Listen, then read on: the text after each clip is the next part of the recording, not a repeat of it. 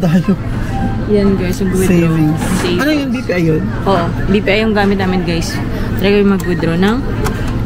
How much is that? Enter. Wala, charot. Hala, ginawa ko. 20,000. 20,000 yen. Confirm.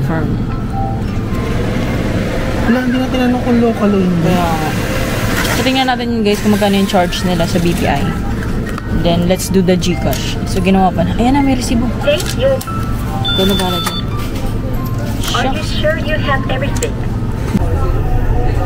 Guys, hindi ko pala nakapakita yung pag-withdraw sa GCash.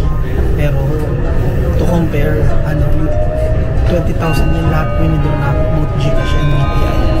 Pero, sa BPI, ang kata sa akin is 8 something na like, so by exact. Sa GCash, 7.7. So, parang lumalabas na 0.38 lang yung GCash. Sa BPI, 0.40. Sinama ko sa conversion yung mismo charge ng 220.